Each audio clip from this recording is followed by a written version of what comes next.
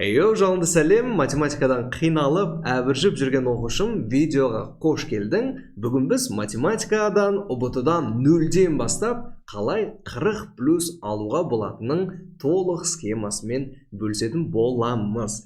Кеттік. Бұл видео, даже если сен полный 0 болсаң да, даже если сен мектепте қазіргі өтіп атқан, мүмкін осыған дейінгі өткен тақырыптардың мүлдем түсінбей жүрсең де, және де бір формуланы, даже тригонометриялық түгілі, оған дейінгі формулаларды түсінбесең, білмесең, жаттай алмай жүрсең, және де біраз курстарға қатысып, нәтиже көрсете алмай жүрсең де, осы видеоны соңына дейін көрсең, 4 айдың ішінде минимум 40+ балл алудың осындай схемасын алатын боласың. Сондықтан видеоны міндетті түрде соңына дейін көре ғой.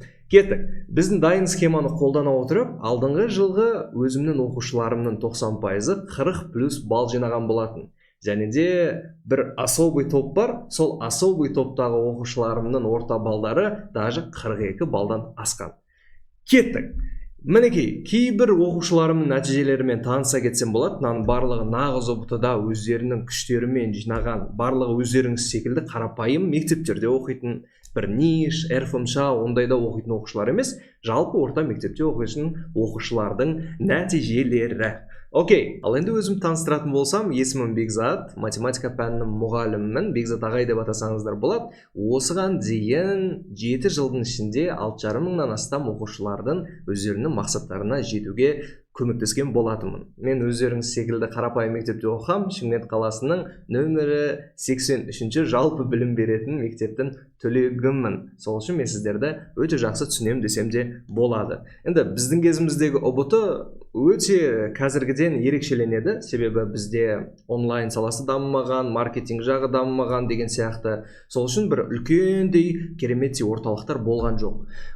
Біз дайындалатын болсақ, максимум репетитор немесе офлайн кішігірім орталықтар болатын, соларға барып, ұзақ жолды еңсеріп, қатынап, солай дайындалатынбыз, және де бұрынғы ескі материалдар және де ескі формулаларды қолданып шығаратынбыз. Енді бір есебіміздің өзі 15-20 минут уақыттарымызды алады, и оны шығарасың жақсылап тұрып.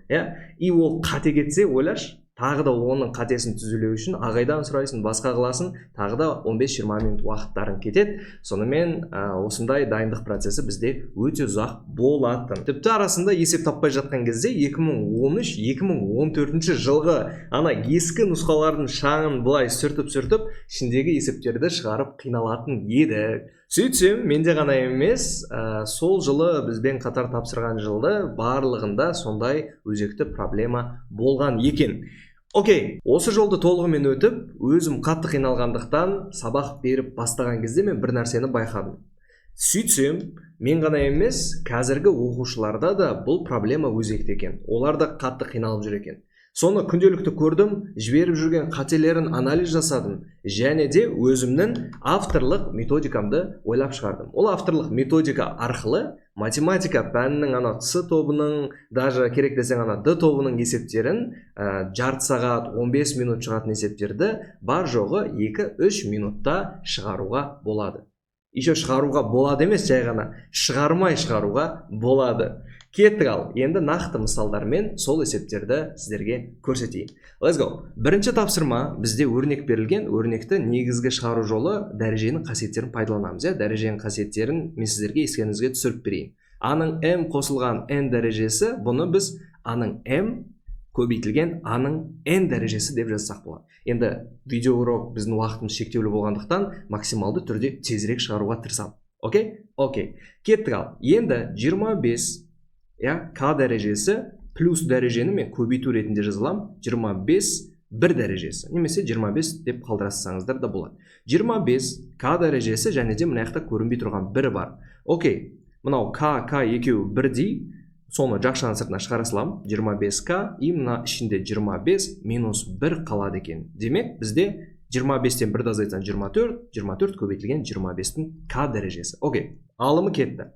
Бөлшектің бөлімінде мына 5-тің k дәрежесі қосылған 5-тің k дәрежесі минус дегенді керісінше бағана көбейту дедік, а бұл жолы бөлу деп жазсақ болады екен. И ортақ бөлімін береміз қазір. 5-тің k дәрежесін ортақ көбейткіш болғандықтан шығарып жібереміз. Жақшаның сыртына көрінбей тұрған 1 бар екен. 1 бөлінген 5, ортақ бөлім 5-тен береміз, екеуін қосамыз, 5-ке 1-ді қоссаң 6, бөлінген 5, 5-тің k дәрежесі. Бөлшектің бөлімі де шықты. Бірақ мына жерінде квадрат бар екенін ұмытпаймыз. Квадрат. 5-тің k дәрежесі квадраттаймыз.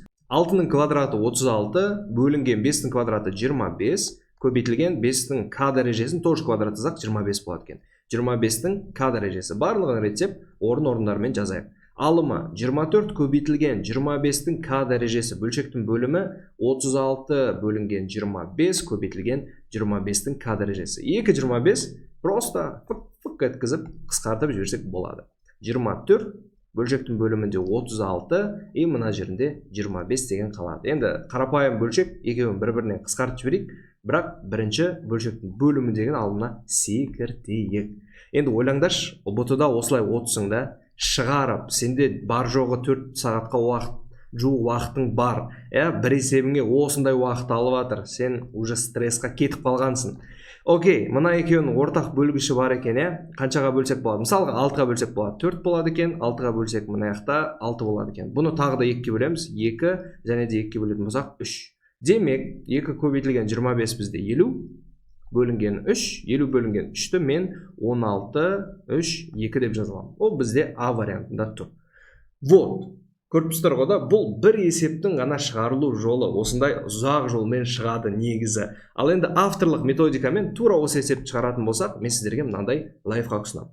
Окей, мына жақта k дегендер кез келген сан болуы мүмкін. Сондықтан анықталу облысына сай кез келген бір санды ала салайық. Мәселен, 0, k тең 0-ге тең.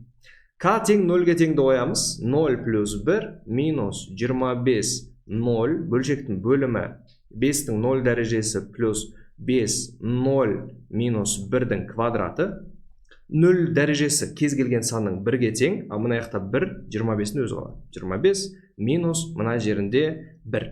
Бөлшектің бөлімінде 1 қосылған 5-тің минус 1 дәрежесі, ол 1 бөлінген 5 немесе 0 2. Окей, 0 2 квадрат.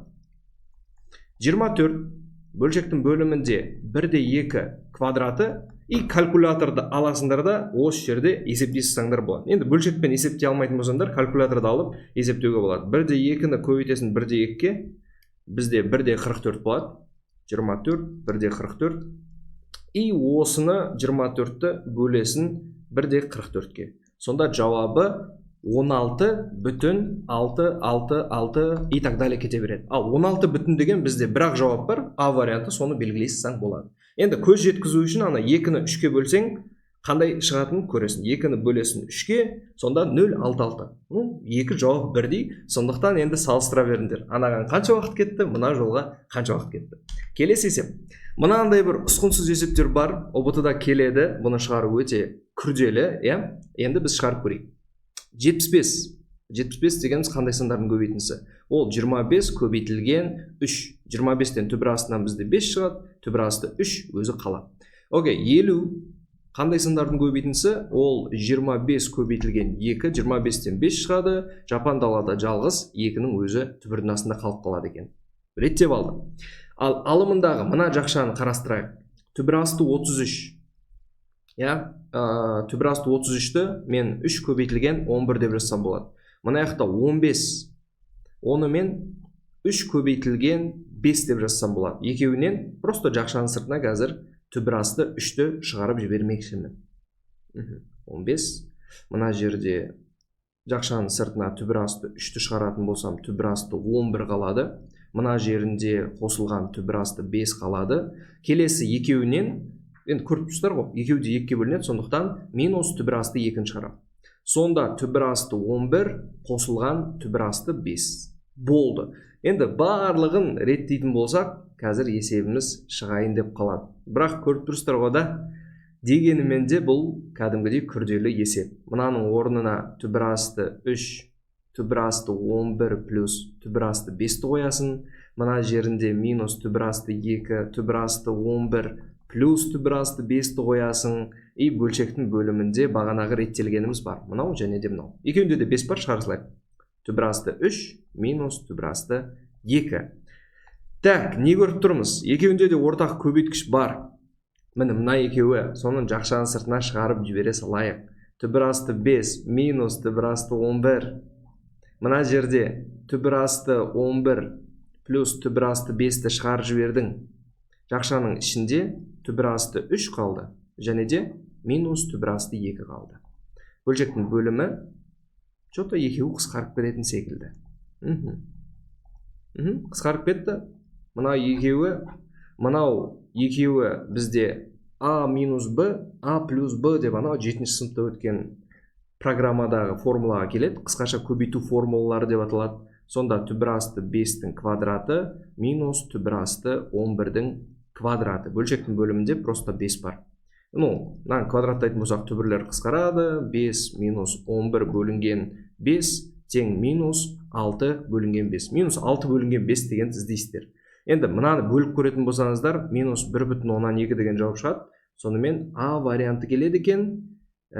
И қалған варианттар вроде келмейді екен. Сонымен жауабы А болады. Енді өздеріңіз шешіңіздер.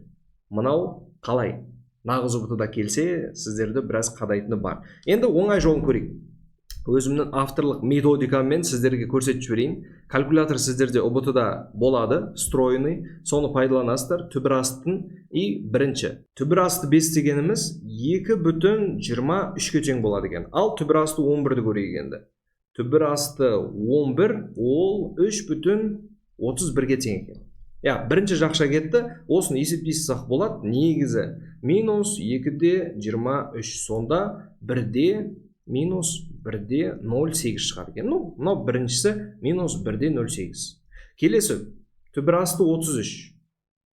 Түбір асты 33. Ол бізде 5-те 74. Плюс жуықшамада есептей беріңіздер. Қазір енді жобасы келсе, соны белгілейміз. 15-тен түбір астынан бізде 3-те 87 шығады екен.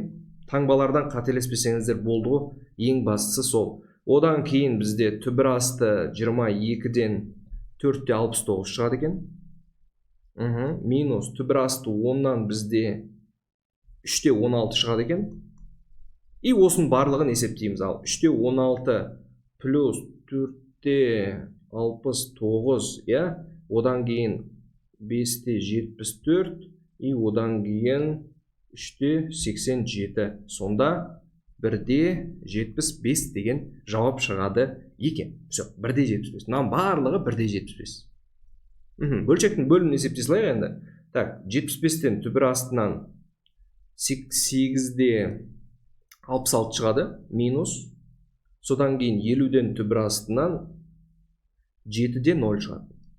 7, 0, 7. Екеуін азайта саламыз просто. Сонымен 8-де 66, 1-де 58. Барлығын реттейік. 1-де 0,8 көбейтілген 1-де 75 бөлшектің бөлімінде 1-де 58. Көрдіңіздер ма? Вообще андай формула, басқа деп миларыңыз ашып отқан жоқсыздар. Бүкіл грязная работаны сіздер үшін калькулятор орындап жатыр ғой, былай айтқанда. Екеуін көбейттік, мынаны бөлдік 1-де 58-ге. Сол кезде сіздерде жуық шамада 1-де 2 деген шықты. Минусын ұмытып кетпеңіздер. Вот, все, А вариантында тұр. Енді тағы да өздеріңіз шешіңіздер. Қиналып негізгі жолмен шығарған дұрыс па, әлде авторлық методикамен шығарған дұрыс па? Енді ең соңғы есепте қарастырып жіберейік. Бөлшекті қысқартыңыздар дейді. Мынау мүлде қорқынышты. Бұны енді негізгі шығару жолын более тезірек түсіндірейін. Ал келесі мен өзім авторлық методикамен осы есепті шығаруды көрсетемін. Кеттік. 2-нің кубы 8 дегеніміз. Ол 2-нің кубы минус n-нің кубы. Бұл қысқаша көбейту формуласымен бізде ашылады екен былай. 2 минус n, а минус b, а квадрат, 2 квадрат 4, плюс аб, n квадрат, бөлшектің бөлімінде 2 плюс n, и мынаны бөлек есептеп алайық. Ортақ бөлім n плюс 2-ден береміз. n-ға 2-ні көбейтетін болсақ 2n плюс 4 плюс n квадрат, бөлшектің бөлімі 2 плюс n болады, и бөлу кезінде көбейтуге айналдыратын болсақ, алым мен бөлімі ауысып кетеді. Оны сіздер білесіздер. n квадрат плюс 2n плюс 4. Енді кішігірім бұны спидран деп атасақ болады екен. Так, мына жақша екеуі ұқсайтын секілді, қысқарып кетеді. Мына мен ұқсайтын секілді 2 минус n қалады екен. 2 минус n.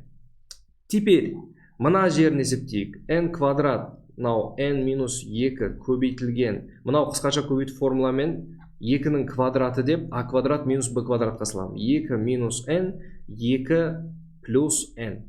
Енді бөлшектің бөлімі n-ді жақшаның сыртына шығаратын болсақ, n плюс 2-ге тең болады. Бүйтейік. Минусты жақшаның сыртына шығарып, мына екеуін орындарын ауыстырайық. Сонда 2 минус n болады.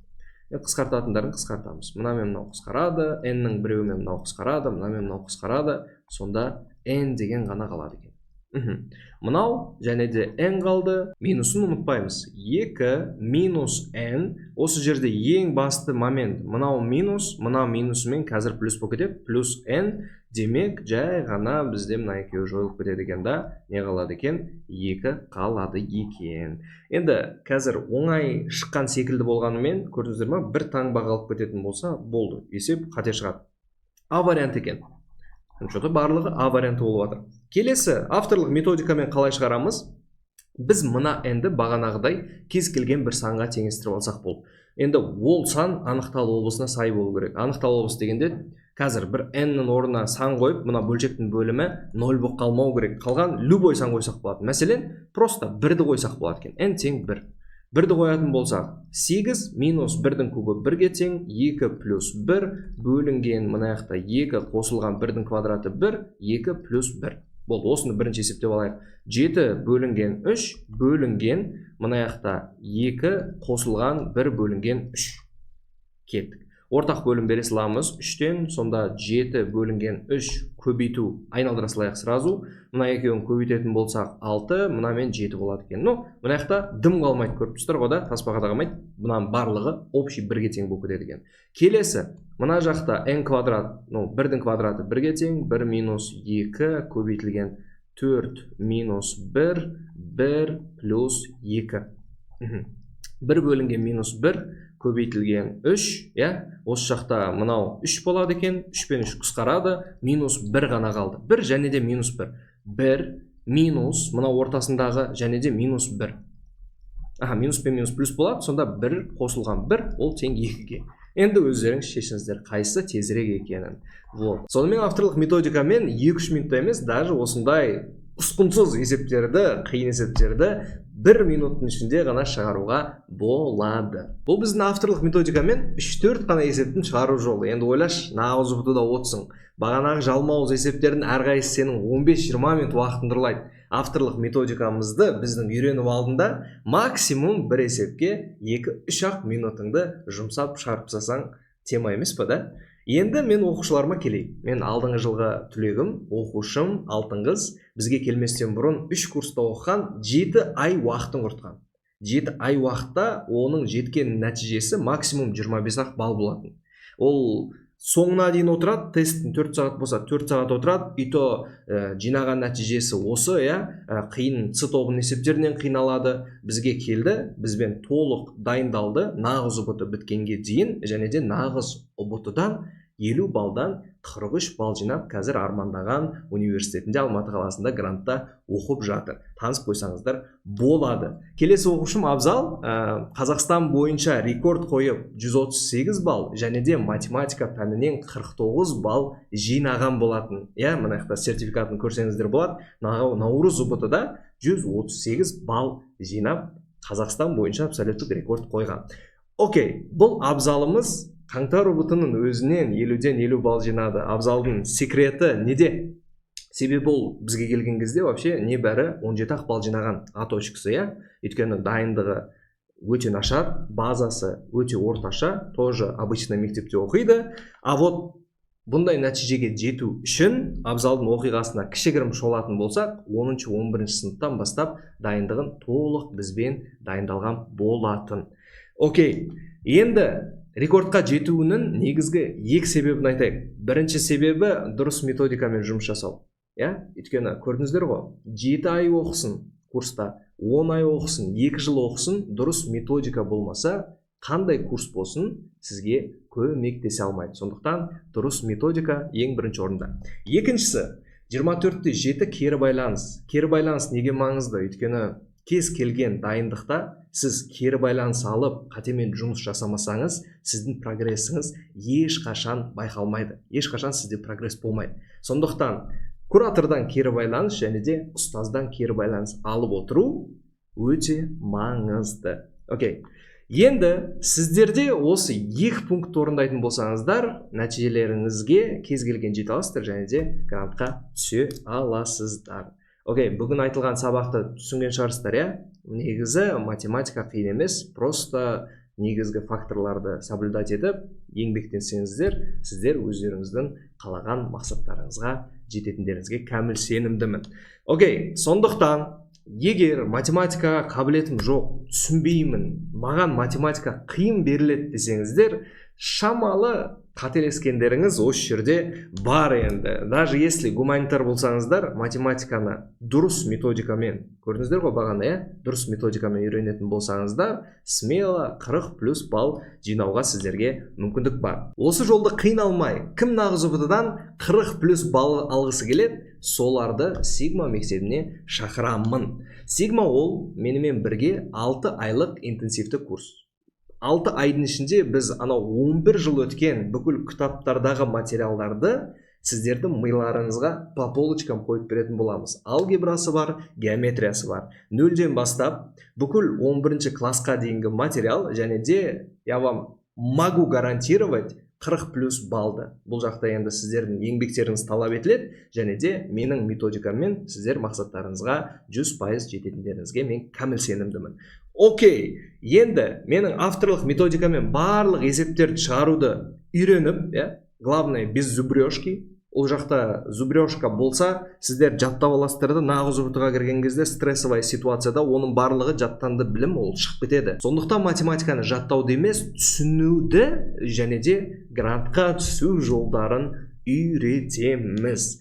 Осы авторлық методикамен математиканы үйрететін менің курсыма жазылғыларыңыз келсе, описанияға номер қалдырып кеттім. Қазір жазыңыз және де тегін консультацияны алыңыз. Ал просто так жазғандарыңыз үшін, просто осы номерға жазғандарыңыз үшін мен сіздерге өзімнің жеке платформамда тегін мини-курс сыйлаймын. Тегін мини-курста математикаға тек практика жасалған. Ол мини-курсты көресіздер, ол еще тегін және де кемінде 15-17 балл қосу мүмкіндіктеріңіз бар. Сондықтан осындай мүмкіндікті жіберіп алмаңыздар. Сонымен осы видеомыз соңына таяды, және де видео ұнаса лайк және де пікір жазуды ұмытпаңыз. Пікірге қандай тақырып сізге қызық, соны жаза кетіңіз, келесі видеоларда сол жайында әңгіме қозғайтын боламыз. Сіздермен болған Бекзат ағай, келесі көріскенше сау және де файтинг.